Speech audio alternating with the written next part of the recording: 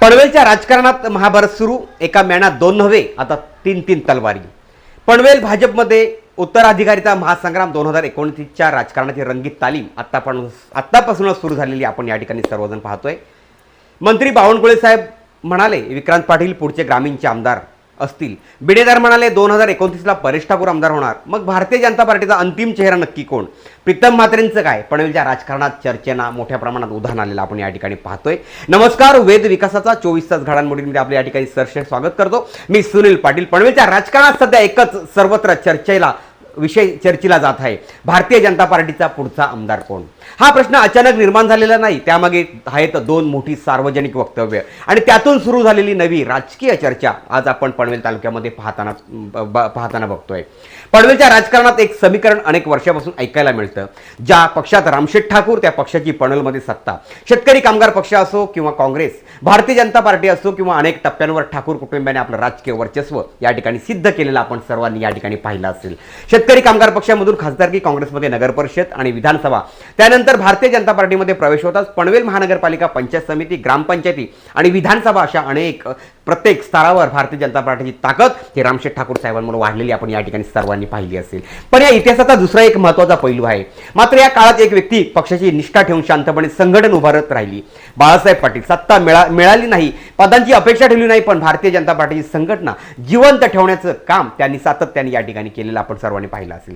त्याचबरोबर काम करताना विक्रांत पाटील यांनी तब्बल 16 वर्षाचे असताना पक्ष संघटना, कार्यपद्धती आणि पक्षनिष्ठेचे धडे घेतले. तीच पाटील कंपनी ज्यांना म्हाडाच्या अध्यक्षपदावर बसवले, त्यांनी पनवेलमध्ये कमळाचे फूल ताजं टवटवीत ठेवलं होतं, कोमेजून दिले नाही, तेच म्हणजे बाळासाहेब पाटील. पण काल बदलला. ठाकूर कुटुंब भारतीय जनता पार्टीमध्ये आले. भाजप आणखी मजबूत झालं. विक्रांत पाटील विधान परिषदेवर पोहोचले. प्रशांत ठाकूर विधानसभा गाजवत राहिले आणि पनवेलला 2 आमदार या ठिकाणी मिळाले आपण सर्वांनी पाहिलं असेल. सगळं सुरू असताना विक्रांत पाटील यांच्या वाढदिवसानिमित्त एक कार्यक्रम भारतीय जनता पार्टीचे प्रदेशाध्यक्ष चंद्रशेखर बावनकुळे यांनी एक वाक्य उच्चारलं. पुढील काळात पनवेल ग्रामीणचे आमदार विक्रांत पाटील असतील. राजकारणात प्रदेशाध्यक्षाच्या प्रत्येक शब्दाचा अर्थ काढला जातो. त्यामुळे या वक्तव्यानंतर पनवेलच्या राजकीय वर्तुळात चर्चा सुरू झालेली आपण या ठिकाणी सर्वांनी पाहिली आहे. याचा अर्थ भविष्यात मतदारसंघ पुनर्रचना होऊन पनवेल शहर आणि पनवेल ग्रामीण असे 2 मतदारसंघ झाले तर शहरातून प्रशांत ठाकूर आणि ग्रामीणमधून विक्रांत पाटील असा पक्षाचा विचार आहे का, हे मात्र पाहणं तेवढंच गरजेचं आहे. या चर्चेला अजून उधाण येण्याआधीच आणखी एक मोठं वक्तव्य या ठिकाणी समोर आलं. पनवेल महानगरपालिकेचे सभागृह नेते ॲडव्होकेट प्रकाश बिनेदर यांनी महासभेत स्पष्टपणे म्हटलं, जसे आज प्रशांत ठाकूर आमदार आहेत तसे 2029 मध्ये परेश ठाकूर आमदार असतील. आता इथेच राजकीय चर्चेचं केंद्रबिंदू बदललं. एका बाजूला बावनकुळेंचं विक्रांत पाटील यांच्याबाबतचं वक्तव्य, तर दुसऱ्या बाजूला बिनेदारांनी केलेल्या परेश ठाकूर यांचा उल्लेख. आणि या दोघांमध्ये आणखी एक नाव सातत्याने चर्चेत आहे, ते म्हणजे प्रीतम जनार्दन म्हात्रे. विरोधी पक्षातून भारतीय जनता पार्टीमध्ये दाखल झाल्यानंतर प्रीतम म्हात्रे ग्रामीण भागात सक्रिय आहेत. त्यामुळे ग्रामीण मतदारसंघ अस्तित्वात आला तर त्यांचाही दावा दुर्लक्षित करता येणार नाही अशी चर्चा राजकीय वर्तुळात या ठिकाणी मात्र मोठ्या प्रमाणात सुरू आहे.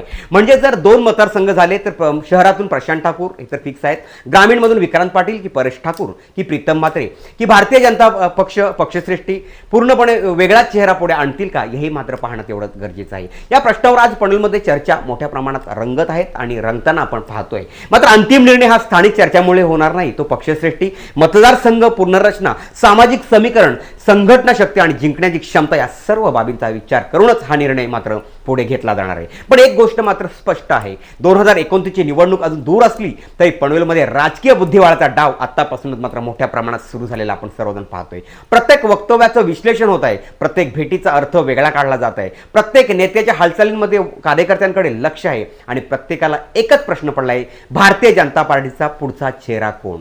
मित्रांनो, हे विश्लेषण सार्वजनिक वक्त्यांवर आणि सध्या सुरू असलेल्या राजकीय चर्चांवर आधारित आहे. अंतिम निर्णय पक्षश्रेष्ठी घेतील आणि तो योग्य वेळी स्पष्ट होईल. तुमच्या मते जर पनवेल शहर आणि पनवेल ग्रामीण असे 2 मतदारसंघ झाले तर भारतीय जनता पार्टीने संधी कोणाला द्यावी? विक्रांत पाटील, परेश ठाकूर की प्रीतम म्हात्रे की एखादं चौथं नाव? तुमचं मत आम्हाला कमेंटमध्ये नक्की सांगायला विसरू नका. आणि अशाच धारदार, सखोल आणि अभ्यासपूर्ण राजकीय विश्लेषणासाठी वेद विकासाचा या चॅनलला मात्र सबस्क्राईब करायला विसरू नका. तोपर्यंत धन्यवाद.